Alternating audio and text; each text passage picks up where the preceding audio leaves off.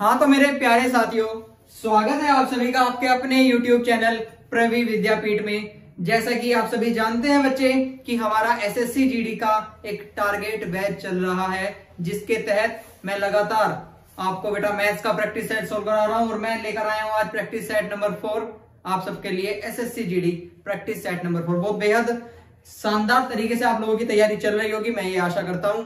ठीक है, तो बेटा शुरू करते हैं आप लोगों का ज्यादा समय ना लेते हुए, क्योंकि समय ऑलरेडी आप लोगों के पास कम है, हमारे पास भी कम है। तो शुरू करते हैं आप सभी का आज की क्लास का पहला क्वेश्चन बेटा। चलिए बेटा, पहला क्वेश्चन लिखा है आप सबकी टीवी स्क्रीन के ऊपर। वह बड़ी से बड़ी संख्या क्या होगी जो, ध्यान से सुनिएगा बेटा, लैसे में ऐसे में कई बार मैं ये चीज आपको समझा चुका हूं। 228, 282, 288 को पूर्णतः विभाजित कर सकती है। अरे क्या, जो विभाजित कर रही है, तो भाई क्या लेंगे इस केस में आप, फैक्टर, क्योंकि फैक्टर हमेशा दी हुई संख्या को विभाजित करता है और मल्टीपल से हमेशा संख्या विभाजित होती है। तो भाई फैक्टर की बात करें तो एचसीएफ निकालने के लिए देखिए बेटा बहुत सारे तरीके अभी तक आपने पढ़े होंगे बचपन से लेकर अभी तक। सबसे बेसिक और सबसे आसान मेथड एचसीएफ निकालने का ये है कि सबसे पहले आप प्राइम फैक्टर्स करेंगे बेटा। जैसे 228 की बात करूंगा, ठीक है, तो फिर ये 2 से कटेगा जिससे भी होगा। फिर 282 के आप लेंगे, फिर आप इसी तरह से 288 के लेंगे। ठीक है, इसको बोला जाता है प्राइम फैक्टराइजेशन मेथड, अभाज्य गुणनखंड विधि। सबसे बेसिक मेथड यही है कि इनमें जो भी इसके फैक्टर्स होंगे उनमें जो कॉमन होगा वही आपका एचसीएफ होगा बेटा। ठीक है, ये पहला बिल्कुल बेसिक मेथड है, सभी जानते भी होंगे। ज्यादा समय मैं इसमें वेस्ट नहीं करूंगा कि मैं पहले आपको 2 से काट के दिखाऊं फिर 2 से काटूं। ठीक है, आप सभी ये सब जानते हैं बेटा। दूसरा मेथड क्या है, लंबी भागफल विधि। आपने सुना होगा लॉन्ग डिवीजन मेथड, जिसके तहत क्या करते थे, सबसे पहले 2 नंबरों को उठाते थे और छोटे नंबर से बड़े वाले नंबर को क्या करते थे बेटा, भाग देते थे। ठीक है, 228 एकम 228, 12 में से 8 गए 4, 7 में से 2 गए 5, 54 बचा। फिर इसको आप 228 से भाग देंगे, ठीक है जी, 54 सॉरी ये 4 बार कट जाएगा। 4 चौक 16 का 6 से लगाए, 4 पंजे 20 और 1 21, 216, 4 और 8 12, आपका बच जाएगा यहाँ 12। फिर 12 को 54 से काटेंगे, 12 चौक 48, बच जाएगा 6। फिर 6 से 12 को काटेंगे, 6 दूनी 12, तो 6 आया। इस 6 के साथ फिर ये जो तीसरा नंबर बचता है 288, इसको डिवाइड करेंगे बेटा। तो ये होती थी लॉन्ग डिवीजन मेथड, ठीक है, जो कि देखने में ही काफी लंबा लग रहा है। एक मेथड ये होता था, ठीक है, तो इसका 6 एचसीएफ आ जाएगा, क्योंकि ये 6 से पूरा कट जाएगा। 6 चौक 24, 4 48 और 6 अट्ठे 48, तो भाई पूरा कट जाएगा। तो एचसीएफ कितना आ जाएगा, 6। लेकिन अब भाई इतना समय मेरे पास नहीं होता कि मैं इतना तामझाम करूं, या तो मैं अभाज्य गुणनखंड विधि का यूज करूं या मैं लंबी भागफल विधि का यूज करूं। तो सबसे आसान तरीका बेटा एचसीएफ को फाइंड आउट करने का क्या है, आप कोई भी 2 नंबर ऐसे उठा लेंगे जिनका डिफरेंस सबसे कम हो बेटा। 3 का दे रखा हो, 4 में दे रखा हो, आप ऐसी 2 संख्याओं को उठाएंगे जिनका डिफरेंस कम हो। डिफरेंस, अगर मैं इन दोनों के डिफरेंस की बात करूं और इन दोनों के डिफरेंस की बात करूं, तो भाई 282 और 228 का जो डिफरेंस है वो कितना है, 288 और 228 और 282 का 4, 7 में से 2 गया 5, 54। और इन दोनों के डिफरेंस की बात करूं तो भाई इन दोनों का डिफरेंस कितना है, 6। तो इनमें आपको वो डिफरेंस लेना है जो कम हो। आप ले कोई सा भी सकते हो, 54 भी ले सकते हो, कोई दिक्कत वाली बात नहीं है, लेकिन आपको लेना है जो कम हो। उससे क्या है, क्वेश्चन आसान हो जाएगा। ठीक है, मैंने देखा कि कम डिफरेंस क्या है, 6। तो भाई हमेशा ध्यान रखना, हमेशा की बात कर रहा हूं भाई, कंपटीशन के अंदर अगर आप जल्दी क्वेश्चन करना चाहते हैं तो या तो ये डिफरेंस ही एचसीएफ होगा, जितना डिफरेंस आएगा या तो वही एचसीएफ होगा या उसके फैक्टर। और इस 6 के देखो 2 ही फैक्टर बनेंगे, 2 और 3। ठीक है, और मैंने देखा कि यहां पर 6 इसको भी काट रहा है, इसको भी काट रहा है और इसको भी काट रहा है, तो भाई एचसीएफ कितना हो गया, 6। हाँ जी, तो सही आंसर बेटा 6। क्लियर है, चलिए अगले क्वेश्चन की तरफ बढ़ते हैं। ए, बी और सी एक कार्य को क्रम से 20, 40 और 80 दिनों में कर सकते हैं। कार्यक्रम को है बेटा, ये कार्यक्रम को 20, 40 और 80 दिनों में कर सकते हैं यदि ए को बी और सी द्वारा, ध्यान से बढ़िएगा बेटा इसकी लैंग्वेज को, क्वेश्चन की लैंग्वेज बहुत ही प्यारी है। ए को बी और सी द्वारा हर तीसरे दिन सहायता प्रदान की जाती है यानी कि ए को सहायता प्रदान की जा रही है, और सहायता देखो ना बी और सी कब दे रहे हैं, हर तीसरे दिन दे रहे हैं। तो भाई बिल्कुल सेम क्वेश्चन, आप सबसे पहले एफिशिएंसी को फाइंड आउट करेंगे। ए 20 दिन में कर रहा है, बी 40 दिन में कर रहा है, और सी 80 दिन में कर रहा है। एलसीएम 80 यानी कि 80 काम होगा, ये 20 में कर रहा है तो एफिशिएंसी 4, इसकी 2 और सी की 1 होगी। अब क्वेश्चन ये कह रहा है कि ए को हर तीसरे दिन बी और सी सहायता दे रहे हैं, यानी कि पहले दिन तो ए अकेला काम करेगा, अरे दूसरे दिन भी ए अकेला काम करेगा, और तीसरे दिन बी और सी भी उसके साथ काम करेंगे, क्योंकि तीसरे दिन बी और सी उसके साथ आ रहे हैं, हर तीसरे दिन आ रहे हैं, यानी कि तीसरे दिन आएंगे, छठे दिन आएंगे, 9वें दिन आएंगे, 12वें दिन आएंगे। ठीक है, एक दिन में ए कितना काम कर रहा है 4, अगले दिन ए कितना काम कर रहा है 4, और तीसरे दिन एबीसी कितना कर रहे हैं 4 और 6 और 1 7। आप मुझे एक चीज बताना बेटा, पहले दिन में 4 काम हुआ, दूसरे दिन भी 4 काम हुआ, तीसरे दिन कितना काम हुआ 7, तो 3 दिन में आप मुझे बताना 3 दिन में कितना काम हो गया, 4 4 8 और 7 15। अरे कितना काम हो गया बेटा 3 दिन में 15, अगले 3 में फिर 15 होगा, अगले 3 में फिर 15 होगा, यानी कि ये 3 दिन की जो ये साइकिल है ये कंप्लीटली चलता रहेगा। कब तक, जब तक कि ये 80 काम पूरा ना हो जाए। अब मैंने देखा भाई 15 को 80 तक ले जाने के लिए 5 से मल्टीप्लाई कर दी तो कितनी साइकिल कंप्लीट हो जाएंगी 5 साइकिल, तो 3 दिन की 5 साइकिल का मतलब 15 दिन में 15 पंजे 75 काम हो गया बेटा, समझिएगा यहां तक। अब दिन आएगा 16वां, अब 16वें दिन नंबर किसका आएगा ए का, और ए एक दिन में कितना काम करता है 4, यानी कि ये पूरा एक दिन ले लेगा और 4 काम और बढ़ जाएगा, यानी कि 16 दिन में काम कितना हो जाएगा 79। अब जैसे ही 17वां दिन आया नंबर फिर से किसका ए का ही है, क्योंकि भाई 2 दिन तक ए लगातार काम कर रहा है, तीसरे दिन आ रहे हैं बी और सी, है ना। अब काम बच कितना रहा है 1, कितना काम बच रहा है 1, इस एक काम को ए जो है कितनी की एफिशिएंसी से करेगा 4 की, यानी कि एक काम को 4 की एफिशिएंसी से कितना समय लेगा, एक काम बटे 4, एफिशिएंसी नीचे आती है बेटा, समय बराबर कार्य बटे क्षमता, तो भाई कितना समय ले लेगा 1 बटे 4, तो 16 सही 1 बटे 4 या 16.25, बी ऑप्शन सही जवाब आपका। क्लियर है, चलिए बेटा नेक्स्ट क्वेश्चन की तरफ बढ़ते हैं। 6% प्रतिवर्ष की दर से 40,000 रुपए पर चक्रवृद्धि ब्याज 4,944 रुपए है, तो वह अवधि वर्षों में पूछा है कितनी होगी जिसके लिए यह राशि निवेश की गई हो। सुनिएगा बेटा, समझिएगा बहुत ध्यान से, टाइम पूछा है। अगर मैं चक्रवृद्धि ब्याज की बेसिक की बात करूं जो आप बचपन से पढ़ते आ रहे हैं, तो मिश्रधन बराबर मूलधन 1 प्लस रेट अपॉन 100 की पावर टाइम, ये तो होता है बेटा समय। अब आप यहाँ एक चीज ध्यान से देखेंगे, अगर मैं इस P को इसके नीचे लेके जाऊं तो मैं ये कह सकता हूं कि भाई जो रेशो बना है ये आपके मिश्रधन और मूलधन का है, अमाउंट और प्रिंसिपल का रेशो है। ठीक है, किसका रेशो है बेटा, अमाउंट और प्रिंसिपल का रेशो। अब ये पावर कितनी है भाई, पावर क्या है समय, हमेशा पावर किसमें होती है समय में। अगर ये पावर उठ के इधर आएगी तो ये इस पे रूट चढ़ाएगी, अगर ये 2 साल है तो स्क्वायर रूट होगी, 3 साल है तो क्यूब रूट होगी, 4 साल है तो फोर्थ रूट होगा, यानी कि जिसका भी अमाउंट और प्रिंसिपल रूट बनाएगा समय उतना ही होगा। स्क्वायर रूट बनाएगा यानी कि स्क्वायर का मतलब 2, तो समय 2 साल होगा, क्यूब रूट बनाएगा तो समय 3 साल होगा। अब क्लियर है बेटा, समझिएगा बहुत ध्यान से।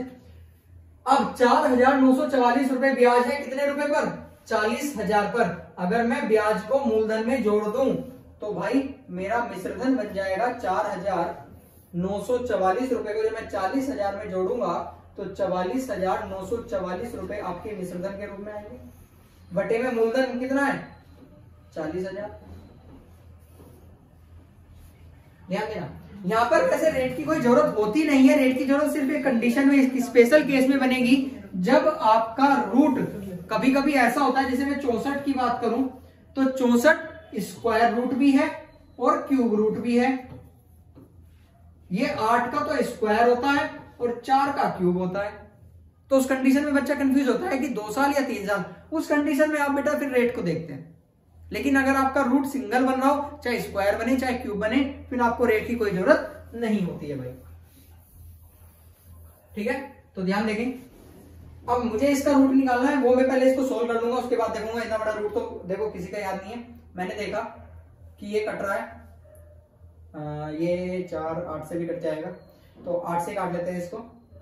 8 पंजे 40, 25 16 दूनी 32, 16 से भी कट जाएगा बेटा, ये 16 से काट लो। 16 से काटना ज्यादा आसान रहेगा। 16 दूनी 32, बचे कितने 169, 16 128, 129 कटेंगे 0, 16 में 144, और इसको 16 से काटेंगे। 16 दूनी 32, बचे 8 80, 16 पंजे 80। तो भाई ये 16 से काटने के बाद 2809 और नीचे आया आपका 2500। और आप सभी जानते हैं बेटा, इतना तो आप तैयारी कर रहे हैं, इतना जानते होंगे कि 2809 किसका स्क्वायर रूट होता है, 53 का, और ये किसका होता है 50 का। यानी क्या बना आपका, क्या बना स्क्वायर। और अगर स्क्वायर बना है तो समय कितने साल होंगे बेटा, 2 साल इसका सही जवाब होगा। यानी कि 2 साल में ये राशि इतने रुपए का ब्याज दे देगी। बेहद आसान सवाल बेटा ये बनता है। अगर आप चक्रवृद्धि ब्याज के केस में जब भी आपको समय पूछा है, कुछ नहीं करना, मिश्रधन और मूलधन का अनुपात बनाना है, और अनुपात बनाने के बाद या तो वो स्क्वायर होगा या वो क्यूब होगा या वो पावर 4 होगी, और जितना भी वो होगा पावर, वही समय आपका आंसर आ जाएगा। अगले क्वेश्चन की तरफ बढ़ते हैं। Very good. यदि 60 सेंटीमीटर परिमाप वाले एक आयत की आसन्न भुजाएं, आसन्न होती है बेटा बराबर बराबर वाली, मिली हुई भुजाएं जो है 3:2 के अनुपात में है, यानी कि मिली हुई भुजाओं को लंबाई गुना चौड़ाई कहते हैं, 3:2 के अनुपात में है, तो इस आयत का क्षेत्रफल क्या होगा। आप मुझे बताना परिमाप क्या होता है बेटा। परिमाप होता है 2 गुना लंबाई जमा चौड़ाई, यानी कि लंबाई और चौड़ाई का योग कितना, 3 और 2 5 दूनी 10। परिमाप कितना बनेगा 10। भाई एक तरह से अगर मैं देखूं, ये लंबाई 3 है, चौड़ाई 2 है, 3 ये भी 3 ये भी 2, 3 और 2 5 और 3 8 और 2 10। 10 की वैल्यू कितनी दे रखी है बेटा 60 सेंटीमीटर परिमाप है, तो एक की वैल्यू कितनी होगी 6। क्या पूछा है क्षेत्रफल। अरे क्षेत्रफल क्या होगा, लंबाई कितनी 3 की वैल्यू आ गई 18, और चौड़ाई कितनी 2 की वैल्यू आ गई 12। लंबाई गुना चौड़ाई 12 गुना में 18, आपका आंसर आ जाएगा। कितना आएगा 18 12 8 दूनी 16, एक ही ऑप्शन के लास्ट में 6 है, 216 वर्ग सेंटीमीटर। आसान था, ज्यादा मुश्किल सवाल नहीं था बेटा। अगले क्वेश्चन की तरफ बढ़ते हैं। Very good. 11 सदस्यों वाली क्रिकेट टीम के कप्तान की आयु 28 वर्ष है, विकेट कीपर उससे 4 साल बड़ा है। यदि इन दोनों की आयु को हटा दिया जाए तो बाकी खिलाड़ियों की औसत आयु पूरी टीम की औसत आयु से 2 वर्ष कम, ये कम हो जाती है बेटा, 2 वर्ष कम हो जाती है, तो टीम की औसत आयु क्या है। ध्यान से सुनिएगा, बहुत ही अच्छा सा क्वेश्चन है बेटा। हमें नहीं पता औसत आयु कितनी है, हमने मान लिया भाई जान, हमने मान लिया कि 11 खिलाड़ियों की एक टीम है, उसकी औसत आयु x वर्ष है। तो भाई अगर औसत x है तो योग कितना हो जाएगा, तो आप सभी कहेंगे भैया 11x। अब ये योग किस तरह से हुआ समझिएगा ध्यान से। क्या हुआ इस योग के साथ, इस योग में से 2 खिलाड़ियों को हटा दिया गया, और वे 2 खिलाड़ी कौन कौन थे, एक तो कप्तान जो 28 साल का था, और एक विकेट कीपर जो उससे 4 साल बड़ा था, यानी कितने साल का था 32 साल का था। अरे 11 खिलाड़ियों में से 2 खिलाड़ियों को हटा दिया गया, तो कितने खिलाड़ी बचे, तो आप कहेंगे भैया 9 खिलाड़ी बचे। अरे कितने बचे 9। क्लियर है, ये 9 खिलाड़ियों का औसत बन गया। 11 में से 2 खिलाड़ी गए, बचे कितने 9, जो कि सभी की औसत आयु से 2 वर्ष कम है। अरे सभी की औसत कितना माना था x से कितना कम है 2 कम है।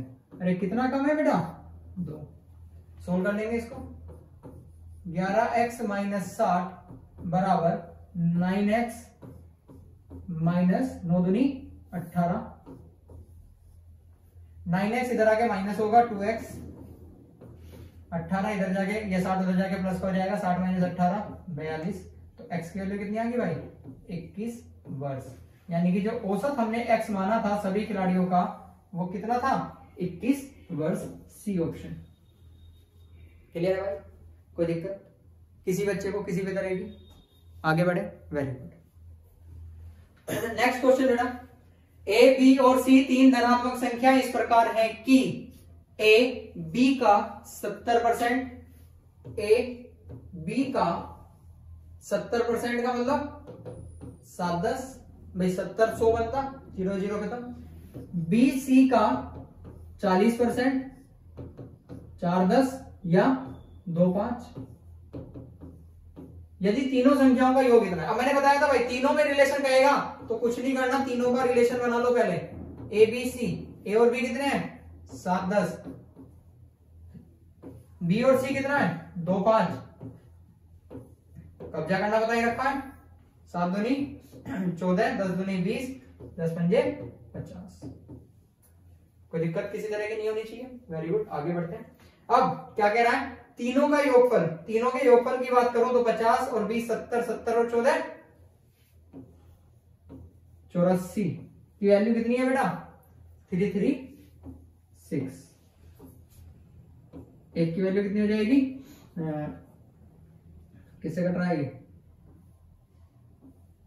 7 से कट जाएगा, 12 बार 7 चौक 28, 56 7 8 56, 12 चौक 48। एक की वैल्यू कितनी आ गई बेटा 4। क्या पूछा है, तो B और C के योगफल का 15%। B और C का योगफल, अरे भाई B और C का योगफल कितना है 70। पहले 70 निकाल लेते हैं। अगर 70 की वैल्यू की बात करूं तो 7 चौक 28। B और C का योग कितना हो जाएगा 280। इस 280 का 15% पूछा है। आप 70 का 15% निकाल के भी निकाल सकते थे, कोई दिक्कत नहीं थी। 5 या 15, 5 दूनी 10, 2 से कट जाएगा 14 और 14 तिया 42। तो सही आंसर विल बी 42। क्लियर है बेटा, नोट डाउन कर लेंगे जल्दी से। अगले क्वेश्चन की तरफ बढ़ते हैं। ध्यान समझिएगा, बहुत अच्छा क्वेश्चन है बेटा। पाइप एंड टंकी। एक टंकी में 2 पाइप A और B दिए गए हैं, जहां A टंकी को 20 मिनट में भर सकता है तथा B उसे 30 मिनट में खाली कर सकता है। मैंने बताया था बेटा, अगर टंकी भर रही है तो एफिशिएंसी पॉजिटिव, खाली हो रही है तो एफिशिएंसी नेगेटिव ली जाएगी। यदि दोनों को बारी बारी से, इस पॉइंट को बेटा नोट आउट करिएगा, यदि दोनों को बारी बारी से 1-1 मिनट के लिए खोला जाए तो टंकी कितने समय में भर जाएगी। समझिएगा इस चीज को। अरे A 20 मिनट में भर रहा है और B 30 मिनट में खाली कर रहा है। एलसीएम 60, एफिशिएंसी 3 और -3। इस चीज को समझना बेटा कि एक पॉइंट ऐसा आएगा, भरेगी खाली होगी, भरेगी खाली होगी, भरेगी खाली होगी, लेकिन लास्ट का टाइम ऐसा आता है। बच्चे गलती क्या करते हैं, पहले गलती बता देता हूँ बच्चों की। बहुत जल्दी में बच्चे रहते हैं, गलती ये करते हैं बेटा कि A भर रहा है 3, B खाली कर रहा है 2 दिन हो गए, एक दिन इतना काम हुआ, एक दिन इतना हुआ, तो भाई 2 दिन में कितना काम हो रहा है 1। ठीक है जी, अब करना कितना है 60, इंटू में 60 कर देंगे भाई दोनों तरफ। और इत्तेफाक ये है कि 120 मिनट आपका ऑप्शन में भी है, लेकिन जो कि क्या है बेटा गलत है। 120 मिनट में 60 लीटर भर देंगे। अरे ऐसा तो हो ही नहीं पाएगा भाई। क्यों नहीं हो पाएगा, अब मैं बताता हूं क्यों नहीं हो पाएगा। एक समय ऐसा आएगा बेटा, लास्ट का, बिल्कुल लास्ट का पॉइंट ऐसा होगा जब सिर्फ टंकी भरेगी। उसने ये पूछा है कि टंकी कितने समय में भर जाएगी। अरे उसके बाद वो खाली हो रही है, क्या हो रहा है हमें मतलब नहीं है, हमें सिर्फ वो टाइम चाहिए जिसमें वो भर जाएगी एक पॉइंट पे आके। ठीक है भाई, तो अब मुझे एक बात बताना कि 1 मिनट में, 1 मिनट ये लगी और 1 मिनट ये लगी, 2 मिनट में कितना पानी जा रहा है, तो आप कहेंगे भैया 1 लीटर जा रहा है। कितना जा रहा है बेटा 1 लीटर। अब टोटल टंकी 60 लीटर की, आप उस लास्ट मिनट को हटा देना बेटा जिसमें ये अकेला काम कर रहा है। एक कितने लीटर पानी भर रहा है 3 लीटर पानी भर रहा है। अगर 60 लीटर की टंकी में 3 लीटर पानी मैं आखिरी की 1 मिनट में डाल रहा हूं, तो उससे पहले मैंने कितना भरा होगा, उसमें 57 लीटर भरा होगा, नहीं भरा होगा। तो आप उस टंकी को 57 लीटर भर दो। 57 लीटर तो ऐसी भरी जाएगी, खाली होगी, भरेगी, भरेगी, खाली होगी, फिर भरेगी, खाली होगी। तो भाई जब 2 मिनट में एक टंकी भर रही है तो 57 टंकी कितनी मिनट में भरेगी आप बताएंगे मुझे। तो आप कहेंगे भैया 114 मिनट में कितने लीटर पानी भरा जाएगा 57 भरेगा, खाली होगा, इस तरह से, इस वाली साइकिल से। ठीक है, अब जैसे ही 115वीं मिनट आएगी, अगली मिनट जो आई उसमें कौन काम करेगा ए, और ए 1 मिनट में कितना पानी भर रहा है 3, तो ये 1 मिनट पूरी लेगा बेटा और कितना पानी भर देगा इसमें। और जैसे ही 3 पानी भरेगा टंकी कितनी भर जाएगी 60, कितने मिनट में 115 मिनट में। अरे कितने मिनट में, तो आप कहेंगे भैया 115 मिनट, खत्म। ए ऑप्शन क्लियर है कोई दिक्कत। चलिए नेक्स्ट क्वेश्चन की तरफ बढ़ते हैं। ए और बी के बीच चुनाव में ए 480 वोटों के अंतर से जीत जाता है यदि ए को कुल वोट का 70%, बेटा समझिएगा इस चीज को ध्यान से, 70% मिले तो कुल वोट कितने हैं। मैंने पहले भी ये बात बताई थी अपनी पिछली क्लासों में, मैं बेटा करा चुका हूं, रिपीट हो रहे हैं क्वेश्चन, समझिएगा ध्यान से कि हार और जीत का अंतर जो है वो टोटल 100% में से तो मिलेगा। अरे एक बंदा जो कि 70% वोट लेके आ रहा है, दूसरा कितना लेके जाएगा, 30% लेके जाएगा, नहीं लेके जाएगा, अरे लेके जाएगा, वेरी गुड। तो ये कितने से जीता, अरे कितने से जीता भैया, 40, अरे कितने से जीता, 40, और इस 40 की ही वैल्यू क्वेश्चन में कितनी दे रखी है भाई मेरे, 480। एक की वैल्यू कितनी आ गई, 0 से उड़ा दो तो एक की वैल्यू आ गई 12, तो कितनी आ गई 12। कुल वोट तो 100% ही तो डलते हैं, ये डाले हैं, अब तो बालिग हो रहे हो सारे, जाओ जाओ डाल के आओ। चलिए बेटा अगले क्वेश्चन की तरफ बढ़ते हैं, वेरी गुड। 4 संख्याओं का औसत 10 है यदि पहली संख्या दूसरी की 2/3, दूसरी तीसरी की 3/4 और तीसरी संख्या चौथी की 4 गुनी हो। अरे ये सब इनमें आपस में रिलेशन दे रखा है, ठीक है, तो बहुत सिंपल, मैंने पहले भी बताया था। अरे कुछ नहीं, एक एक को उठा लो, 4 संख्याओं का औसत 10 है, इसको छोड़ दें अभी।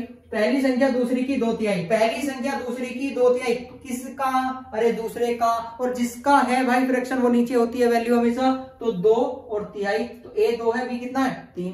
आगे बढ़ते हैं। दूसरी संख्या तीसरी की 3/4, अरे दूसरी संख्या तीसरी की 3/4, तो 3 4 है। आगे बढ़ते हैं। और तीसरी संख्या चौथी की 4 गुनी, तीसरी जो है चौथी की 4 गुनी है, यानी कि तीसरी अगर 4 है तो चौथी कितनी होगी 1। अच्छी बात यह है बेटा, इसमें देखो बी कॉमन है और सी यहाँ कॉमन है, सेम है, तो कुछ नहीं करना, रेशियो आपका बना बनाया बिल्कुल परोस के दे दिया उसने थाली में, 2 3 4 1। भाई 2 और 3, बी देखो 3 है दोनों केस में, और सी कितना है 4, तो डी कितना है 1। क्या कह रहा है, चारों संख्याओं का औसत 10 है, औसत 10 है तो योग कितना होगा 40। भाई यहां पर बच्चे गलती कर देते हैं, इन सबको जोड़ के 10 के बराबर रख देते हैं, नहीं, ये आप योग निकालेंगे, योग निकालोगे तो योग 40 होगा बेटा। औसत 10 है, क्या लिखा है ये, 4 संख्याओं का औसत 10 है तो योग कितना हो गया 40। यहाँ पे योग कितना बन रहा है, 3 और 2 5 4 9 और 1 10। ये सब काम है, बड़ी दूर से रबड़ उठी, कितना है बेटा 10, और 10 की वैल्यू 40, क्योंकि योग 40 दे रखा है। क्या पूछा आपसे, तो तीसरी संख्या क्या है, तीसरी संख्या कितनी है बेटा 4, 4 की वैल्यू पूछिए, तो 0 से 0 खत्म, 4 चौक 16, आपका सही जवाब है सी ऑप्शन। क्लियर है। चलिए नेक्स्ट क्वेश्चन की तरफ बढ़ते हैं, वेरी गुड। यदि एक निश्चित धनराशि पर 3 वर्षों के लिए 10% वार्षिक रूप से चक्रवृद्धि होने वाला ब्याज और साधारण ब्याज का अंतर 279 है बेटा। अभी तक हमने जितनी भी वीडियो में क्वेश्चन करे हैं अंतर के, वो 2 साल का अंतर था बेटा, ये पहला क्वेश्चन आया जिसमें 3 साल का अंतर है, ठीक है, और बहुत ही प्यारा ये क्वेश्चन है। फॉर्मूला याद करने की, रटने की जरूरत नहीं, बहुत लंबा चौड़ा फॉर्मूला अब तक मेरे याद नहीं हुआ, 2 साल का मैंने लिखवा दिया था, लेकिन फॉर्मूले की जरूरत नहीं है, चाहे 2 का 3 का 4 का कितने का भी दे, क्या उठाना है, अरे रेट उठाना है। मैं कह रहा हूं भाई सोल्व कर लिया करो वीडियो को पॉज करके अपने आप, ठीक है, वरना घर पे आ जाऊंगा। 1/10 कितने साल की बात हो रही है, 3, क्यूब मार देंगे, 10 का क्यूब, अरे कितना आया 1000, कितना आया 1000। क्लियर है भाई। 1000 पे 3 साल का सीआई निकाल लो, एसआई तो अपने आप निकल जाता है पहले वाली लाइन, ठीक है, डिफरेंस पता चल जाएगा। 1000 पे 10% का जब मैं सीआई निकालूंगा तो 100 का 10%, 10 और 10 का 10%, 1। ये पूरे की अगर मैं बात करूं तो भाई पूरा कितना है सीआई, और अगर मैं पहली लाइन की बात करूं तो ये क्या है एसआई। भाई ये देखो, ये सीआई है और ये एसआई है, क्या है एसआई। अंतर क्या बचा, ये क्या है अंतर, नीचे की जो वैल्यू है वही तो अंतर है मेरा, और कितनी है 10 20 30 और 31 की वैल्यू कितनी दे रखी है 279। तो भाई 1 की वैल्यू पूरा पूरा देखो 9 बार कट रहा है, 9 एकम 9, 9 तिया 27। ठीक है, क्या पूछा तो वह धनराशि कितनी है, कितनी मानी थी 1000 इंटू 9 कर देंगे तो आंसर विल बी 9000। क्लियर है भाई, वेरी गुड। चलिए नेक्स्ट क्वेश्चन की तरफ बढ़ते हैं। दो संख्याओं का लेस है मतलब एलसीएम, उनके में से मतलब एचसीएफ का 4 गुना है, लेस है और में से का योग 125 आपको दे रखा है। पहले भी आ चुका है ऐसा क्वेश्चन, सेम क्वेश्चन आया था बेटा, कोई दिक्कत नहीं। एलसीएम और एचसीएफ का जो रेशियो दे रखा है वो उसका 4 गुना है भाई। कितना है, 4 गुना। इन दोनों का योग अगर मैं देखूं तो 4 और 1 5, और 5 की वैल्यू कितनी दे रखी है भाई, योग कितना है 125। तो यहां से 1 की वैल्यू कितनी आ गई 25, तो ये तो आपका एचसीएफ हो गया, और 4 की वैल्यू कितनी आ गई 100, ये आपका एलसीएम हो गया। और एक संख्या 100 हो तो दूसरी, और बताया था इनमें relation product of two number is equal to LCM into HCF, दो संख्याओं का योगफल गुणनफल बराबर होता है एचसीएफ इनटू एलसीएम के, यानी कि एचसीएफ इनटू में एलसीएम बटे में पहली संख्या कितनी है 100, आंसर विल बी दूसरी संख्या कितनी आई भाई 25। क्लियर है, कोई डाउट किसी प्रकार का? स्पीड तेज लगे बता दिया करो, वैसे है नहीं तेज। हाँ ये ना आपका अगला क्वेश्चन, एक व्यवसाय में ए और सी 2:1 के अनुपात में राशि का निवेश करते हैं, जबकि ए और बी 3:2 के अनुपात में। ध्यान देना बेटा, यहाँ पर कमी क्या है, ए और सी दे रखा है और यहाँ पर ए और बी दे रखा है, यानी कि इस बार कॉमन कौन है, ए है, और जो कॉमन है वो आपका बीच में आएगा। तो इस बात का ध्यान रखना बेटा, अभी तक बी जैसे कॉमन होता था, ए बी बी सी की बात करते थे, बी कॉमन होता था, बी बीच में लेते थे। यहाँ पर ए कॉमन है तो हम ए को बीच में लेंगे। तो पहले तो हमने सी और ए का रेशो बना लिया, और फिर हमने ए और बी का बना लिया। तो सी और ए, आप देख रहे हैं ए और सी दे रखा, सी ए पलट लेंगे बेटा, क्या करेंगे पलट लेंगे, तो कितना आ जाएगा 1 2, ठीक है जी। और ए और बी कितना है 3 2, बस यहां से आगे आप जानती हैं बेटा, इससे पहले वाले क्वेश्चन में भी हमने करा है, जिसके बराबर लेंगे खाली 3 एकम 3, 3 दूनी 6 और 2 दूनी 4। सी का हिस्सा 3, ए का हिस्सा 6 और बी का हिस्सा 4। अब ध्यान देना बेटा, ये इनकी पूंजी का निवेश अनुपात हो गया। अब जिस रेशियो में आप पूंजी का निवेश करेंगे, फॉर एग्जांपल कि मान लो आपको एक व्यापार शुरू करना है, आपके पास 50,000 रुपए है, लेकिन आपका खर्चा 80,000 रुपए आया, आपने अपने मित्र को बुलाया कि भाई आजा 30,000 रुपए लेके आजा, व्यापार में शामिल हो जा, तो जो भी लाभ होगा तो क्या उसको आधा दे दोगे? अरे नहीं दोगे ना, क्यों? क्योंकि आपने 50 लगाया, उसने 30 लगाया, तो आप लाभ ज्यादा रखोगे, यानी कि आप 5 हिस्से रखोगे, उसको 3 हिस्सा दोगे, क्योंकि आपकी पूंजी का जो अनुपात है वो कितना है बेटा 5:3। तो लाभ का अनुपात भी पूंजी के अनुपात के बराबर होता है, बशर्ते टाइम की कोई बाउंडेशन ना हो। ठीक है, यहाँ टाइम का कोई जिक्र नहीं है बेटा, अगर टाइम का जिक्र होता है तो फिर इनटू में समय भी उसके साथ ऐड हो जाता है। अब 3 हिस्से सी को मिला, 6 हिस्सा ए को मिला, 4 हिस्से बी को मिले, टोटल कितने हिस्से हुए बेटा इस लाभ के? टोटल हुए आपके 6 4 10 और 3 13। कितने रुपए का लाभ है? 1,57,300। एक की वैल्यू निकाल लेंगे, 13 एकम 13 बचे 2 27, 13 दूनी 26, 1 13 और 0 0। किसकी वैल्यू पूछी है? ये भाई बी नहीं है, यहाँ पर ये बी होगा, ये हमारे टाइपराइटर थोड़े से अनाड़ी है, तो कितना है, किसकी वैल्यू पूछी है? बी। बी की वैल्यू कितनी है बेटा 4, तो 4 की वैल्यू पूछी है 0 0, 4 1 4, 4 2 8, 4 1 4, आंसर विल बी 48400। क्लियर है बेटा? चलिए नेक्स्ट क्वेश्चन में चलते हैं। Very good.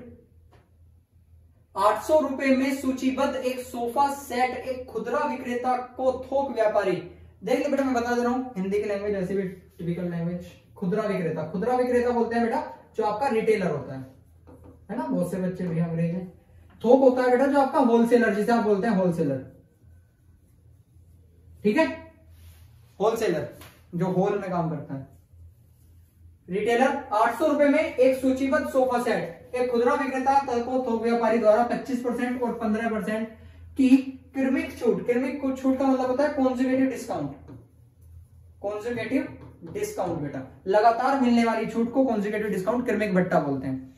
अब मान लो 800 रुपए की कोई चीज है, समझिएगा ध्यान से, अगर मैं सिर्फ एक भट्टा देता, यानी कि सिर्फ मैं 25% की छूट देता, तो वो चीज आपको 75% में मिल जाती, यानी कि इसका 75% अगर मैं निकाल देता तो उतने की वो चीज मिल जाती। 25 तो कम हो गए ना, 100 पे 25 कम हो गए, कितने की बिकी? 75 की।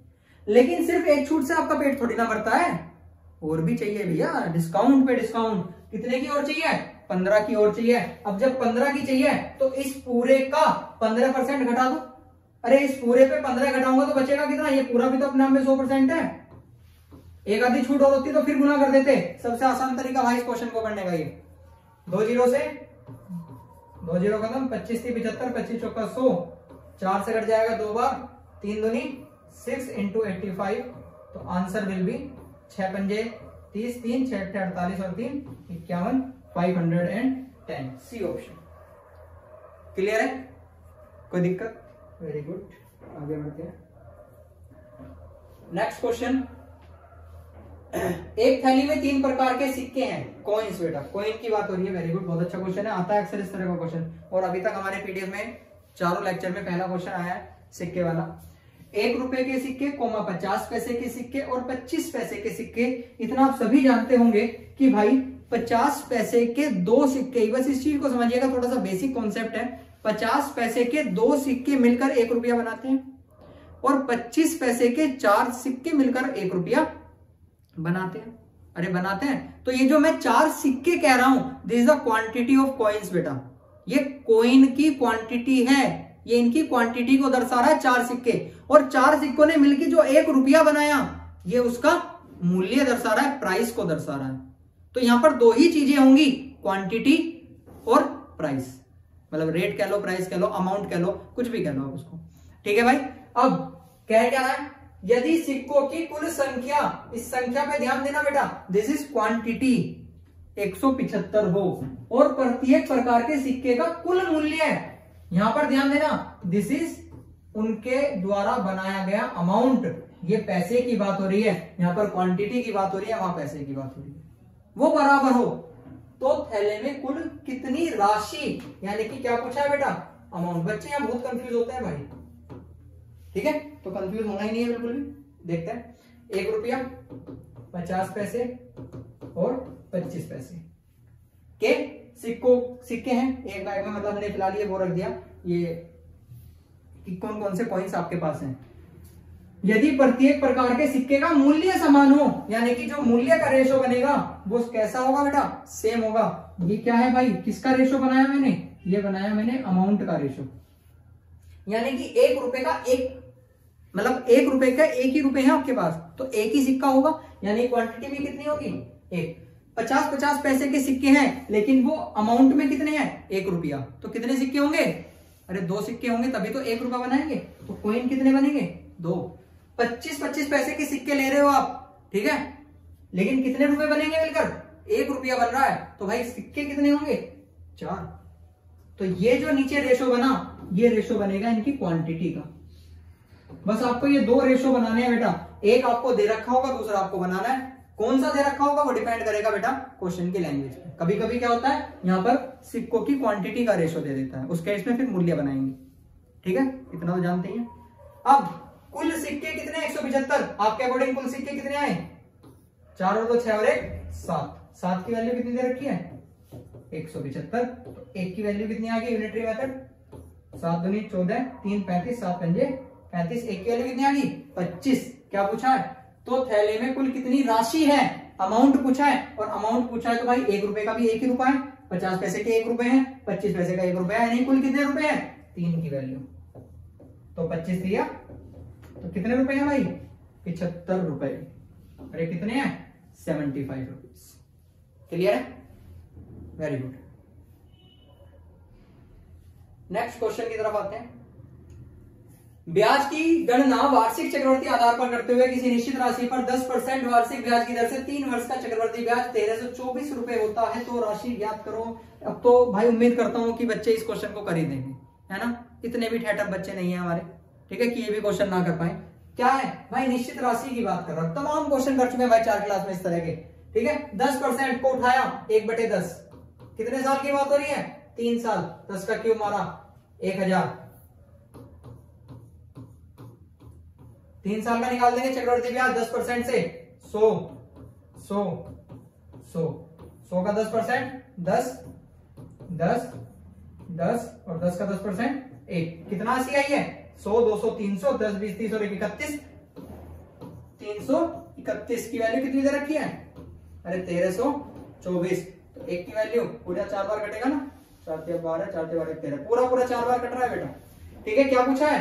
तो वह धनराशि 1000 की वैल्यू, तो 4000 आंसर, खत्म। अरे सीआई का क्वेश्चन देखते उधेड़ देना है भाई, जैसे भूखा शेर सिपट जाता है ना, बिल्कुल इसी तरह से। Very good.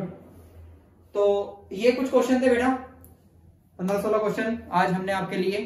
ठीक है, और उम्मीद करता हूं कि सभी क्वेश्चन आपको समझ में आए होंगे। आप देख भी रहे होंगे कि क्वेश्चंस बेटा रिपीट होने स्टार्ट हो गए हैं, यानी कि अब आप हर चैप्टर के टच में हैं बेटा।